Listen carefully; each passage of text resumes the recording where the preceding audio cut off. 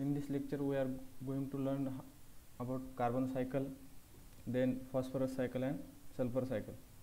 Okay, तिघही cycle आपण याच्यात बघणार आहे आणि त्याच्यामध्ये तुमचे जेवढे न्यूट्रिएंट सायकल असतील ते न्यूट्रिएंट सायकल कंप्लीट होतात रिगार्डिंग ॲग्रिकल्चर. ओके,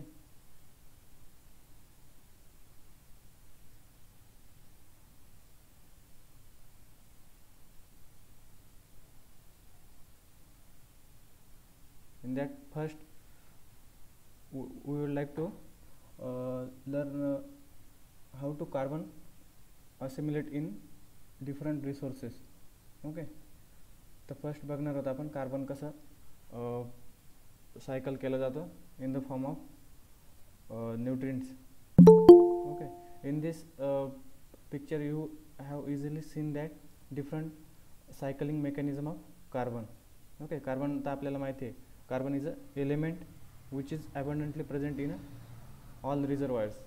तर generally CO2 is present in atmosphere, or also carbon present in various gaseous compounds, means they form different inorganic compounds in a gaseous form. Carbon monoxide असेल किंवा carbon dioxide असेल किंवा other related carbon compound gases असतील.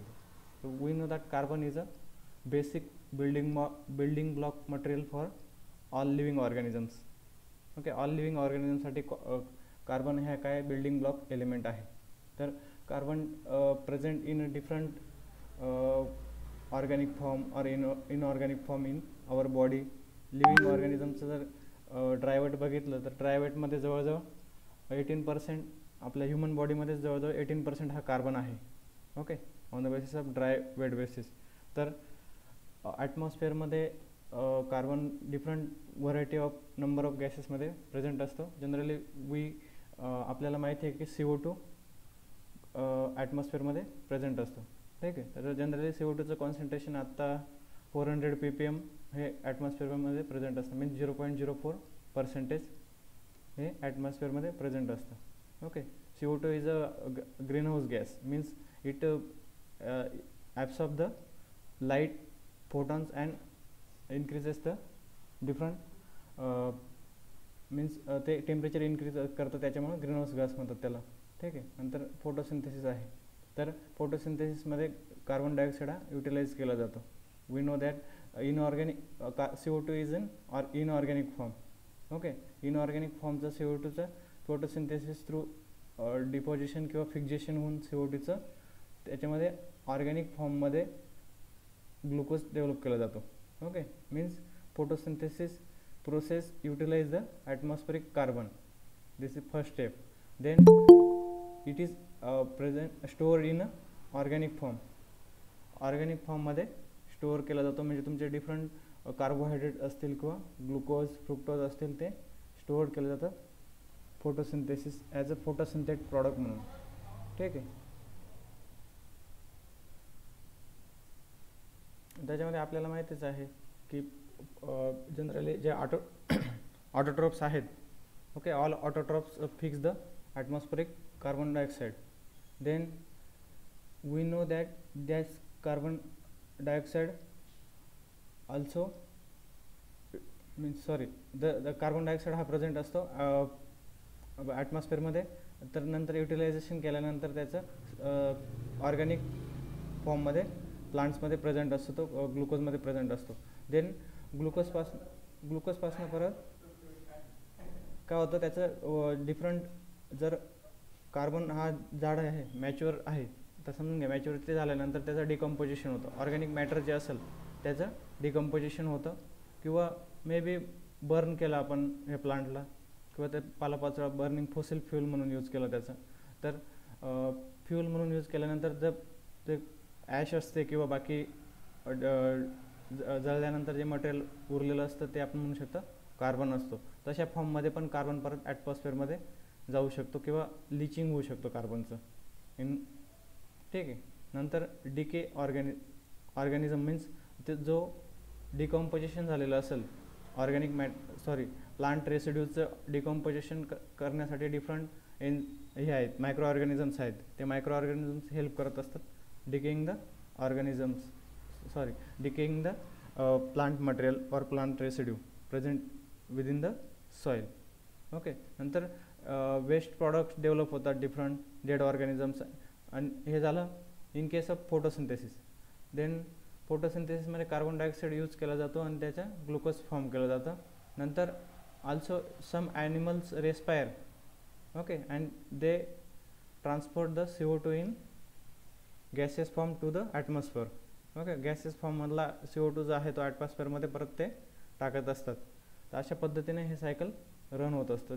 त्यावेळेस मग different dead organisms आहेत किंवा waste product आहेत, ते वेस्ट प्रॉडक्ट आता समजा डेड ऑर्गॅनिझम्समध्ये जर हा ॲनिमल डेड झाला तर त्याच्यावरती डिकम्पोजिशन होतं. जे डेट्रिओर मायक्रो ऑर्गॅनिझम असतील किंवा डेट्रिटिस फूड चेन असेल, डेट्रिटिस फूड चेनमध्ये ते ऑल ऑर्गॅनिझम्स त्या टिश्यूजला डिकम्पोज करतात. त्या डिकम्पोजिशनच्या वेळेस CO2 गॅसेस फॉर्ममध्ये पण डेव्हलप होऊ शकतो, or may be that carbon leach out in a water table. Water टेबलमध्ये पण हा कार्बन लीच आउट होऊ शकतो आणि त्याच्यानंतर खूप लॉंग प्रोसेस नंतर किंवा खूप पिरियड ऑफ टाईम गेल्यानंतर त्याच्यामध्ये ते फॉसिल अँड फ्युल मीन्स त्याचे एक जीवाश्म बनवू शकतात, खाली कार्बन डिपॉझिशन होऊ शकतं किंवा सेडिमेंटेशन होऊ शकतं. ठीक आहे, सेडिमेंटरी रॉक्स असतात त्याच्यामध्ये abundant amount of carbon present असतो. ओके, सेडिमेंटेशन झाल्यानंतर कार्बनचं. त्यानंतर डिफरंट तसंच ओसेनमध्ये पण आहे.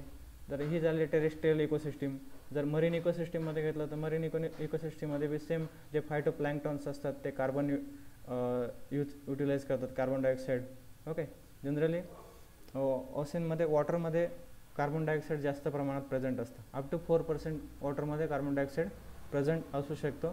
ते कार्बन डायऑक्साईड फायटोप्लॅन्क्टन्स युटिलाइज करतात फॉर फोटोसिंथेसिस. मग ते प्लॅन्क्टन्सवरती ॲनिमल फीड करतात, जे मरीन ॲनिमल असतील, फिशेस असतील, फिशेस फीड करतील, मग स्मॉल फिशेस फीड करतील ते फायटोप्लॅन्क्टन्सवरती, किंवा अल्गी असेल त्याच्यावरती फीड करतील. नंतर स्मॉल फिशेसवरती लार्ज फिशेस फीड करतील. म्हणजे ते ठीक आहे, असं फूड चेन होईल. ते फूड चेननुसार हे नंतर त्याचं परत ॲनिमल्स डेड होतील. ठीक आहे, मग त्यावेळेस काय होतं, परत ते सेडिमेंटेशन होऊन ते कार्बनचं त्याचं रॉक्समध्ये फॉर्मेशन होतं. ओके, और ऑल्सो वी कॅन से फॉसिलमध्ये ट्रान्सफॉर्मेशन होतं. ओके, मीन्स मग जनरली आपण कोल आहे, ओके, बर्निंग कोल आहे. बर्निंग कोल हा इंडस्ट्रीमध्ये यूज करत असतो as source of fuel. Okay, तर मग बर्निंग कोल हा जे तुमचे औष्णिक विद्युत केंद्र आहे तिथं कोलचा यूज केला जातो.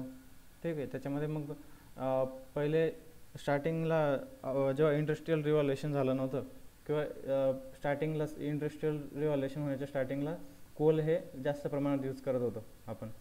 ओके, नंतर त्यावेळेस ते एनर्जी किंवा रेल्वेमध्ये कोलचा यूज होत होता. ते एनर्जी त्याच्यामधून कोल बर्निंग झाल्यानंतर डिफरंट वेस्ट गॅसेसचं इमिशन होत असत.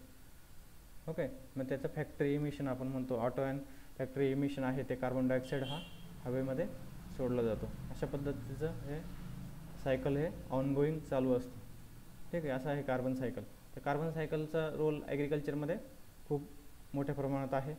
ओके, दिस इज मीन्स जे डेड ऑर्गॅनिक मॅटर असतं ते डेड ऑर्गॅनिक मॅटर डिकम्पोज करण्यासाठी डिफरंट मायक्रो ऑर्गॅनिझम्स त्यांचं एन्झाईम सिक्रेट करून त्याचं डिसइंटिग्रेशन करत असतात. ओके, मीन्स जे कॉम्प्लेक्स स्ट्रक्चर असतं, प्लांट रेसिड्यू असेल किंवा ॲनिमल टिश्यू असतील, त्याचं कॉम्प्लेक्स स्ट्रक्चर हे सिम्पलर फॉर्ममध्ये कन्वर्ट करण्यासाठी किंवा सिम्पलर कंपाऊंड्समध्ये प्रोड्यूस करण्यासाठी हे डिफरंट मायक्रो ऑर्गॅनिझम्स हे हेल्प करत असतात. ठीक आहे, this is a carbon cycle. Hello, येतो का आवाज तुम्हाला? Next is phosphorus cycle. Okay, तर प्रिव्हियसली कार्बन सायकल बघितलं, तर नंतर आहे फॉस्फरस सायकल.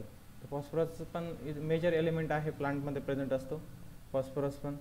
ओके, फॉस्फरस प्लांट्समध्ये बघितलं आपण किंवा ऑर्गॅनिझम्समध्ये बघितलं, म्हणजे ऑल लिव्हिंग ऑर्गॅनिझम्समध्ये, तर generally phosphorus is present in DNA. Nucleic acid जे असतं DNA किंवा RNA असेल त्याच्यामध्ये प्रेझेंट असतो. तो तुम्हाला सांगितलं होतं मागे की DNAचं जे फॉस्फोडायस्टर लिंकेज असते किंवा जे डिफरंट नायट्रोजिनस बेसेस रायबोस शुगरच्या मध्ये लिंकअप जे असतं न्यूक्लियोटाईड, 2 न्यूक्लियोटाईड जे असतात त्या न्यूक्लियोटाईडला कनेक्ट करण्याचं काम कोण करत असतं, हे फॉस्फरिक ॲसिड करत असतं. ओके, मग फॉस्फरिक ॲसिड मीन्स तो फॉस्फरस हा DNA मध्ये प्रेझेंट असतो किंवा RNA मध्ये प्रेझेंट असतो. Also phosphorus present in a cell membrane. Okay, biolipid layer असतं सेल मेम्ब्रेनमध्ये. ॲनिमल सेल जे असते त्याचं सेल मेम्ब्रेन किंवा प्लाझ्मा मेम्ब्रेन बघितलं आपण, त्याच्यामध्ये ही फॉस्फोलिपिड बायलेअर प्रेझेंट असतो. Okay, this is another assimilation of phosphorus. And then phosphorus is also present in ATP molecule. You know the respiration मध्ये किंवा फोटोसिंथेसिस मध्ये ATP यूज केला जातो आणि रेस्पिरेशन मध्ये ATP प्रोड्यूस केला जातो. ठीक आहे, ते ATP प्रोडक्शन होतं. ते ATP means adenosine triphosphate. Adenosine triphosphate, adenosine is a nitrogenous base, triphosphate means 3 phosphate present in that compound. ठीक आहे, तर लास्ट कंपाऊंड फॉस्फेट ग्रुप असतो तो एनर्जी रिलीजिंग कंपाऊंड असतो. ठीक आहे, त्याच्यामधून जर त्याचं ब्रेक झालं तर इनऑर्गॅनिक फॉस्फेट अँड ॲडिनोसिन डायफॉस्फेट हा मिळत असतो, ADP आणि इनऑर्गॅनिक फॉस्फेट. म्हणजे आपण म्हणतो की फॉस्फेट हा लिव्हिंग ऑर्गॅनिझम्समध्ये ATP मध्ये असू शकतो. ठीक आहे, नंतर ATP मध्ये असल्यानंतर तो परत न्यूक्लिक ॲसिडमध्ये आहे, RNA किंवा DNA मध्ये आहे. परत जर ॲनिमल्समध्ये बघितलं तर बोन्स आहेत, तर कॅल्शियम फॉस्फेट हे बोन्समध्ये प्रेझेंट असतं. Okay, number of phosphorus is major element in all living organisms. तर फॉस्फरसचं जनरली आता सायकलिंग कसं होतं ते बघू आपण. तर पिक्चरमध्ये तुम्हाला दिसतं आहे की हे ट्रीज आहेत किंवा प्लांट्स आहेत, तर त्यांची रूट झोन दिसतो, रायझोस्पोरिक झोन दिसतो तुम्हाला. त्याच्यामध्ये मग फॉस्फरस हा only available in the form of organic form. Okay, organic फॉर्ममध्ये जर असतो तोच फॉस्फरस, इनऑर्गॅनिक फॉर्ममधला जो असतो तो इनऑर्गॅनिक फॉर्ममधला फॉस्फरस हा यूज केला जातो प्लांट्सने. मग त्याच्यामध्ये PO4 असेल किंवा HPO4 किंवा H2PO4. Okay, these ions only available to the plant, means only absorbable form हा फॉस्फरसचा आहे, तुम्हाला जे पिक्चरमध्ये दिसतंय ते. ओके, विदाउट दॅट फॉस्फरस हा प्रेझेंट होऊ शकत नाही प्लांटला. ओके, फॉस्फरिक ॲसिडच्या फॉर्ममध्ये फॉस्फरस हा प्रेझेंट होऊ शकत नाही, ओनली इन आयन फॉर्म. नंतर आहे ऑर्गॅनिक फॉस्फेट. आता तर फॉस्फरस तुम्हाला माहिती आहे जनरली. आता आपण बघितलं नायट्रोजन सायकल बघितलं, कार्बन सायकल बघितलं, तर नायट्रोजन हा गॅसियस एलिमेंट आहे. Okay, then also carbon is also present in a gaseous form.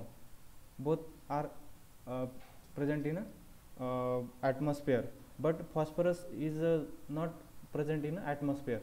phosphorus generally gaseous form मध्ये खूप कमी प्रमाणात आहे, किंवा एखादा कंपाऊंड असू शकतो गॅसियस फॉर्म मधला, पण generally it is a inner compound present in a soil. Okay, phosphorus is generally present in a soil or volcanic eruptions किंवा इंडस्ट्रियल वेस्ट असतील त्याच्यामध्ये फॉस्फरस हा प्रेझेंट असतो. तर नंतर आपण याच्यामध्ये आपल्याला माहिती आहे फॉस्फरस रिझर्वायर कोणते कोणते आहेत, तर त्यानुसार आपण त्याचं सायकलिंग कसं होतं फॉस्फरसचं बघू शकतो. बट हिअर तुम्हाला एक केस सांगायचे इथं की नायट्रोजनमध्ये आपण बघितलं होतं, नायट्रोजन सायकलमध्ये जे बायोलॉजिकल नायट्रोजन फिक्सेशन आहे त्याच्यामध्ये काय होतं, हे nitrogen fixation means atmospheric nitrogen हा रायझोबियम बॅक्टेरियम फिक्स करत होता. ठीक आहे, this is a beneficial for plants. Nitrogen fixation is beneficial for plants, but here the phosphorus, this term used as a, याच्यामध्ये जर त्या कंपॅरिझनमध्ये गेलं तर आपण इथं मिनरलायझेशन होतं, मीन्स सोल्युबलायझेशन होतं फॉस्फरसचं अवेलेबल फॉर्ममध्ये, त्यालाच म्हणतात phosphorus solubilization. Okay, different microbes ते प्रोसेसला हेल्प करत असतात, तर आपण म्हणतो solubilization of phosphorus. Okay, but here phosphorus fixation is a harmful term for agriculture. Okay, तर आपण बघितलं नायट्रोजन फिक्सेशन ही बेनिफिशियल टर्म आहे ॲग्रिकल्चरसाठी किंवा सॉईल हेल्थसाठी, but here phosphorus fixation is hazardous किंवा हार्मफुल टर्म आहे, because phosphorus fixation here indicate that phosphorus is fix in the form of calcium or iron. Okay, iron complex किंवा calcium फॉर्ममध्ये aluminium फॉर्ममध्ये phosphates हे bind होतात, ते फॉस्फेटला आपण म्हणतो फॉस्फरस फिक्सेशन. ओके, मीन्स पूर्ण कॉन्ट्रास्ट आहे, तिथं नायट्रोजन फिक्सेशन अलग आहे आणि हे फॉस्फरस फिक्सेशन ही टर्म अलग आहे. ठीक आहे, तर 1 बाय 1 प्रोसेसमध्ये तुम्हाला सांगतो. तर phosphorus present within a soil, it is available to absorb for roots only in the ionic form.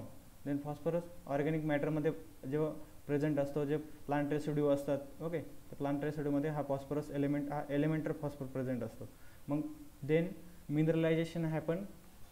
Okay, mineralization carried out by different bacteria और different fungus, penicillium, aspergillus or different fusarium species help for their mineralization. Mineralization means decomposition.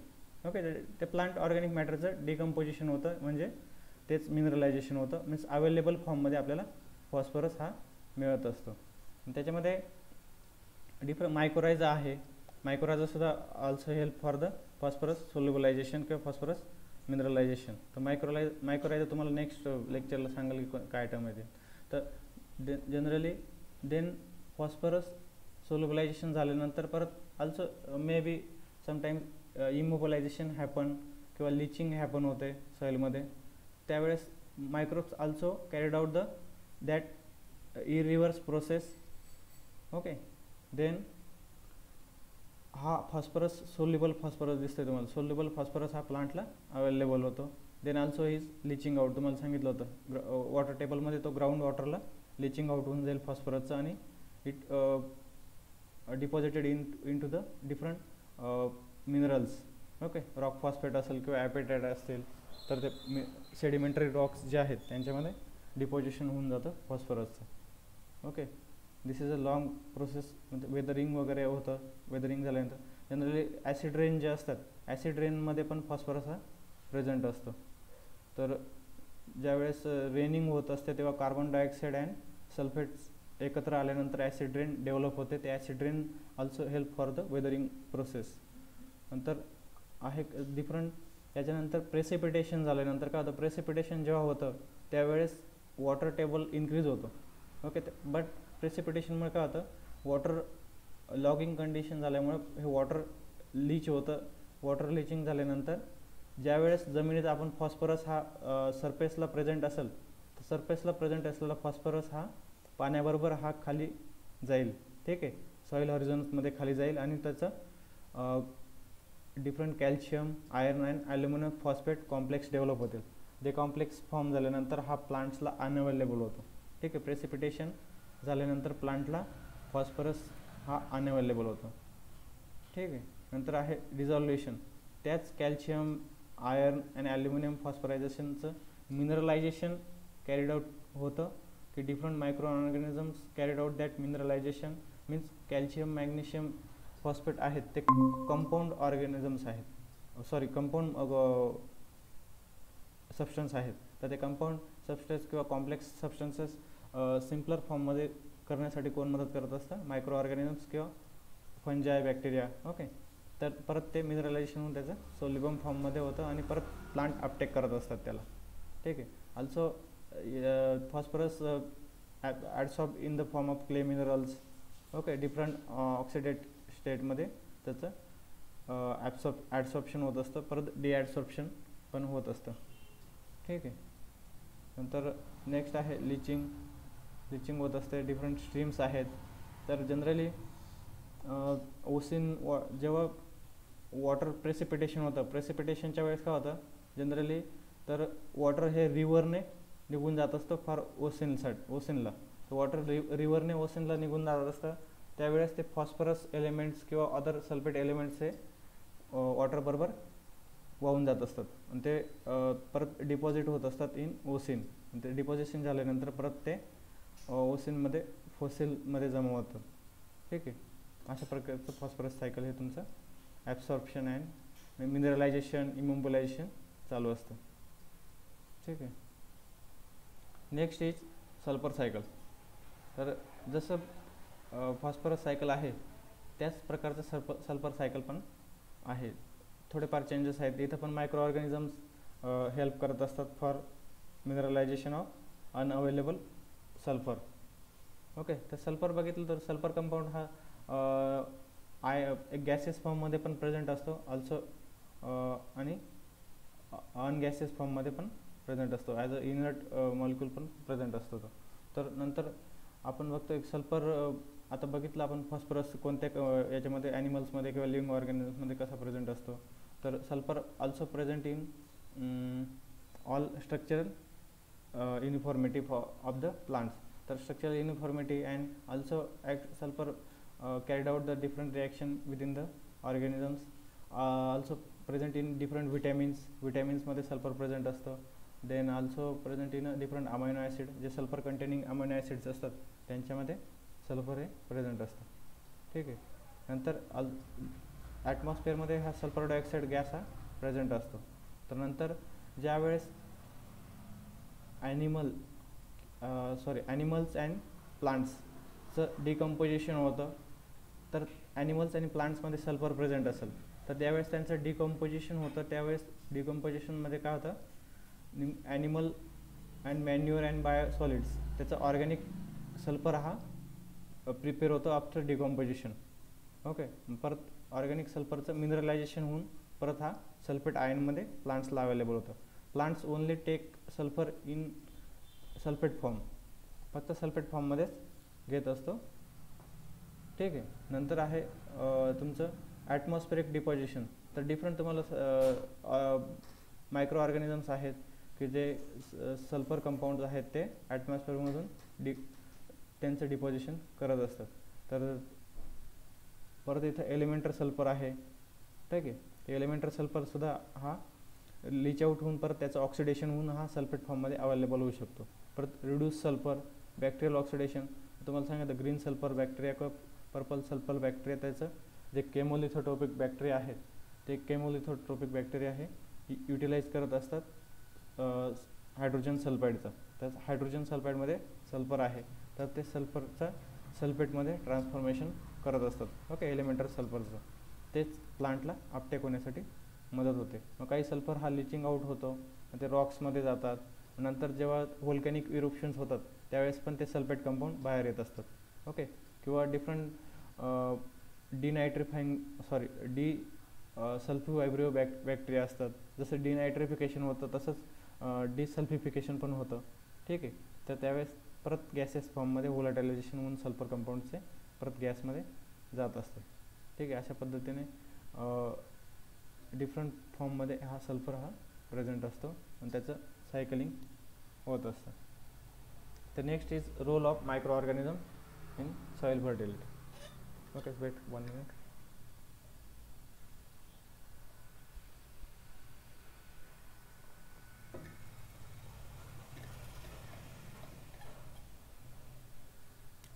तर we know that आता की different cycles आहेत. आता carbon, nitrogen, sulphur, phosphorus cycle बघितले. तर generally आपण प्लांट्समध्ये हेच सायकल काय बघितले तर प्लांट्समध्ये आपण NPK देत असतो. ठीक आहे. किंवा अदर एलिमेंट देत असतो, सल्फेट वगैरे, कॅल्शियम वगैरे देत असतो. तर त्यांचं महत्त्व ॲग्रिकल्चरमध्ये खूप आहे फॉर न्यूट्रिशन. त्यासाठी आपण त्याचं सायकलचं मेकॅनिझम हे स्टडी केलं. आता बघू आपण role of micro organism in soil fertility. तर you know that soil fertility माहिती आहे तुम्हाला की fertile soil is productive soil. Okay. Means जितके सॉइल फर्टाईल असते तेवढी आपण क्रॉप प्रोडक्शन इन्क्रीज करू शकतो. Soil enriched with the all available nutrients, we can say the soil is fertile. Okay.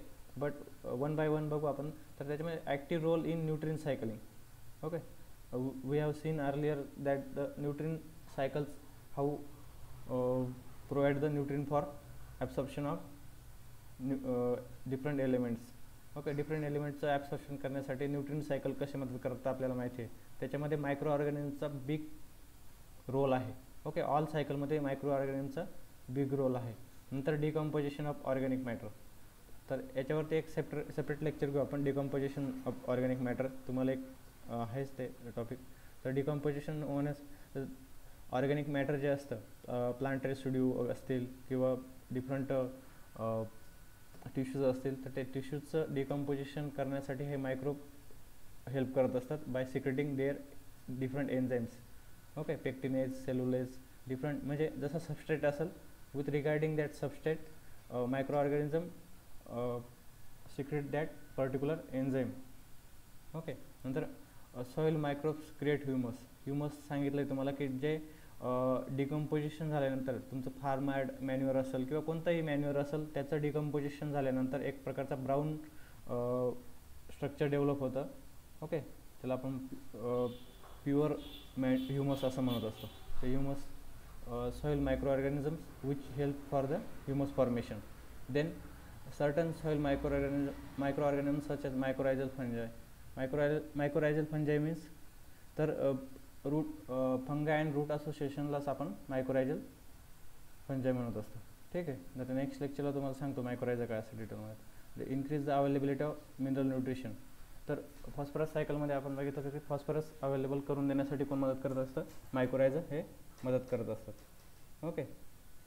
नंतर आहे micro organisms improve the fertility status of the soil and contribute plant growth biofertilizer. Different मार्केटमध्ये biofertilizer जे present आहेत. तर previous लेक्चरला आपण बघितलं होतं की बायोफर्टिलायझर जे आहेत नायट्रोजिनस बायोफर्टिलायझर. तर याच्यामध्ये रायझोबियम आहे, अझोटोबॅक्टर आहे, अझोस्पिरिलम आहे किंवा ऑल जे मायक्रो ऑर्गॅनिम्स असतील जे न्यूट्रिशन साठी हेल्प करतात आपण त्याला पण काय म्हणतो? बायोफर्टिलायझर्स म्हणतो. ठीक आहे. तर ते micro organisms acts as a biofertilizer and they increase the fertility of soil. Then micro organisms also produce different vitamins. Okay.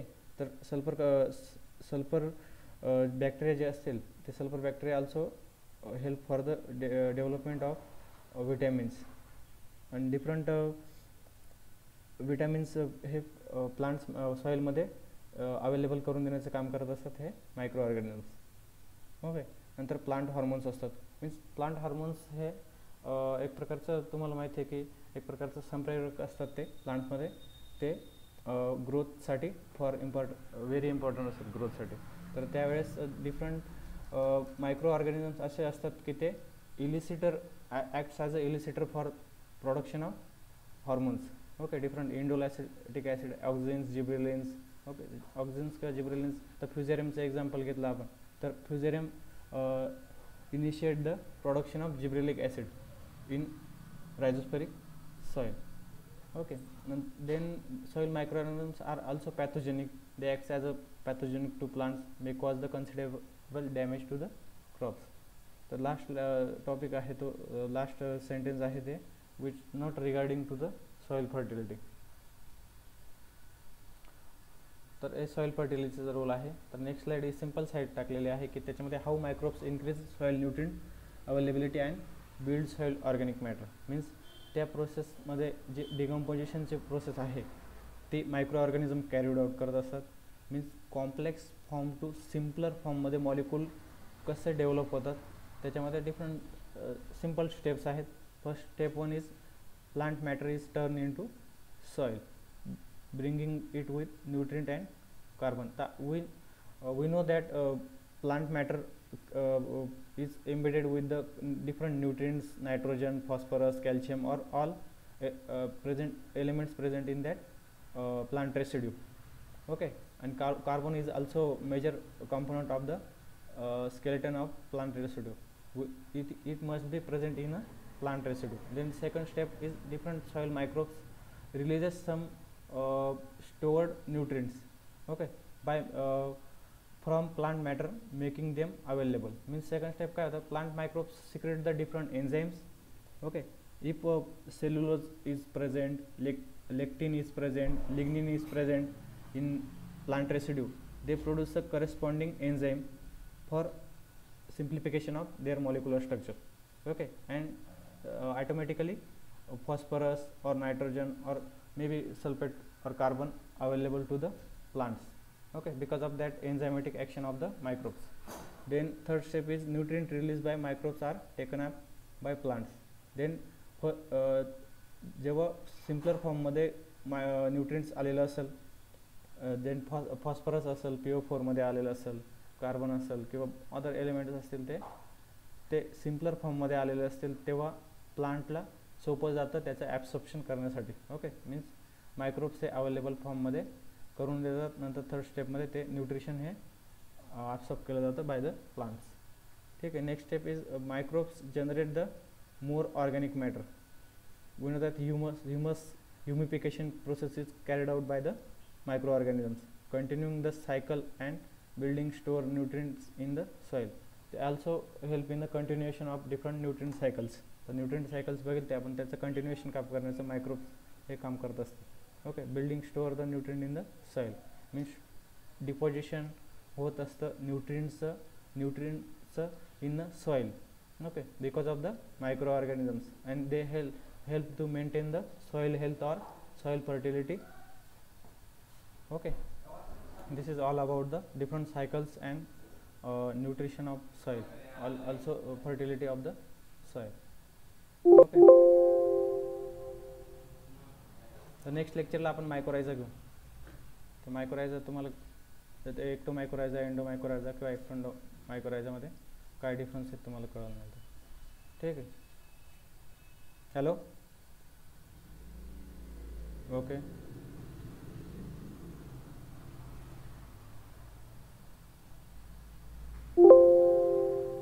करायचं मीटिंग आहे.